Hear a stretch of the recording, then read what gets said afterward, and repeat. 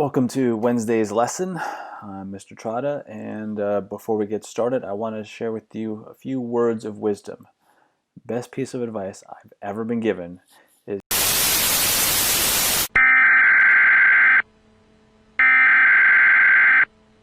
We interrupt this lesson for today's important lesson objective.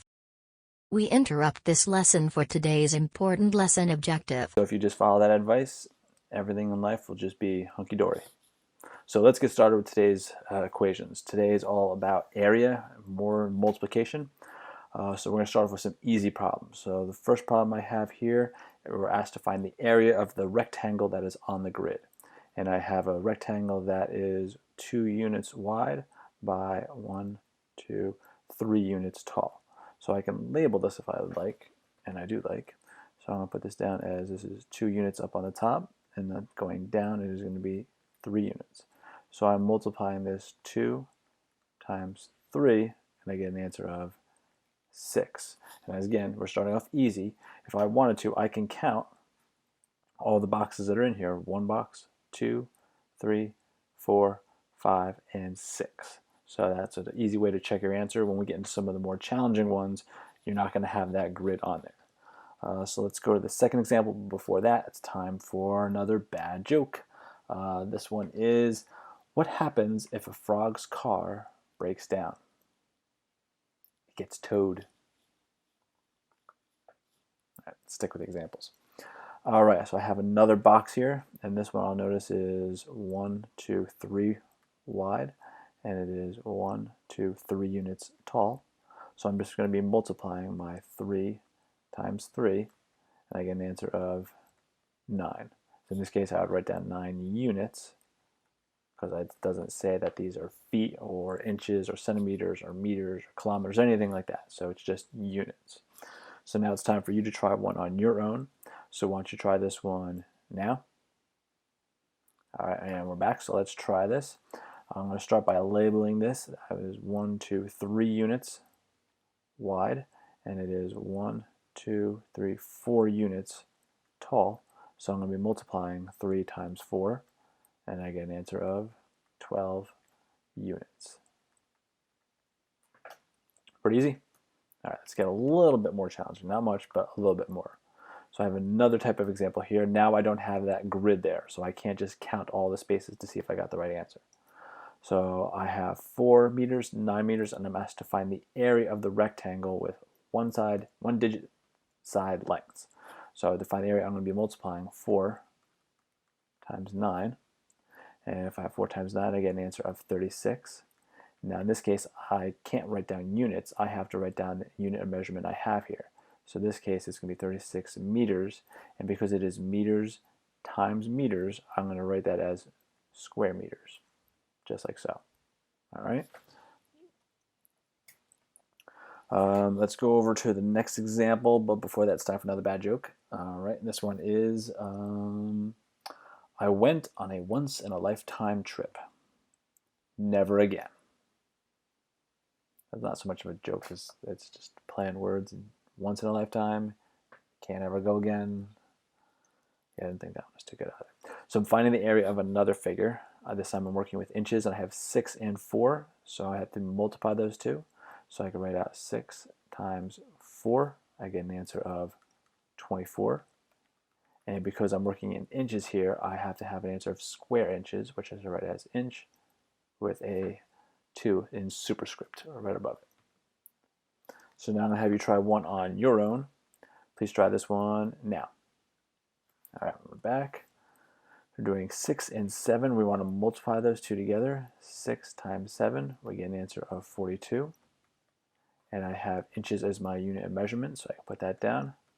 And because it's inches times inches, I write that in square inches. So the answer is 42 square inches. On to our last type of problem that you're going to see, and it looks very similar to these other ones, except now we have some double digits in there as well.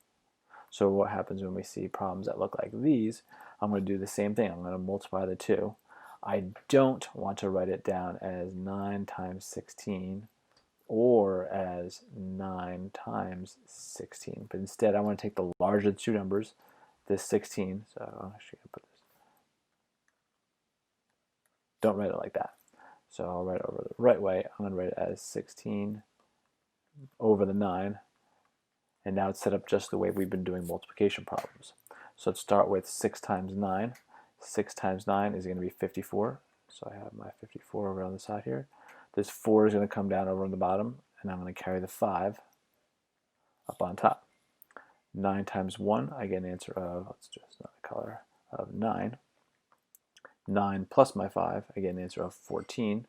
So I have the 4 and the 1. So I have an answer of 144, but 144 what? So 144, I'm working with yards here. So I can put yards over my answer. And because there's 2 of them and I'm multiplying them, it's going to be square yards. So 144 square yards. On to the next example, but first, time for the last bad joke of the day. My favorite word, drool, because it just rolls off the tongue. Like I said, these are bad jokes. All right, area of a rectangle with 2-digit by 1-digit side lengths. So now is the same thing. Oh, I already covered all this. All right, so one more problem like this. 18 times 5. When I write that, I want to make sure I'm writing my larger number on top and then my smaller number on the bottom. And when I go to multiply these two, I'm going to do 8 times 5 first. So 8 times 5, I get an answer of 40. So the 0 is going to go on the bottom. And I'm going to carry that 4 up onto top. And then I can do 5 times 1, which gives me an answer of 5. I'm going to add the 4 to it. And I get an answer of 9. So 9 comes over on the side here. And I'm almost done, but I have to take into account the measurements I have here. I have feet on both of these. So that means I'm going to write down feet. And since it's foot times foot, it has to be square feet. So 90 square feet. So now on to the last problem, which you're going to try this one on your own. Let's push the button all the way. All right, so please try that one now. All right, so let's go over this answer here. I have 6 and 18, so I want to multiply the two. 18 by 6, so hopefully you set it up just like that. When I multiply these, 8 times 6, I get an answer of 48. So I'm going to take this 8 and bring it on up to the bottom. And I'm going to take that 4 and put it over on the top. From there, I have 6 times 1, which I get an answer of 6, plus my 4. I get an answer of 10, so I can bring a 10 over down at the bottom. So I have 108. But again, I'm working this time with meters. So I'm going to copy that M right down to my answer. And from there, since I'm doing meters times meters, it's going to be square meters. So you should have an answer of 108 square meters. All right, so that's the last problem of the day. To prove that you've watched the video, the secret word for today is going to be book. So when asked for what the secret word is, make sure you put down book. As usual, if you have questions, office hours are posted on Schoology. I'm on there an hour in the morning, an hour in the afternoon, and I'd love to have you stop by if you just want to say hi, maybe tell me one of your bad jokes. Maybe. If not, I'll see you tomorrow.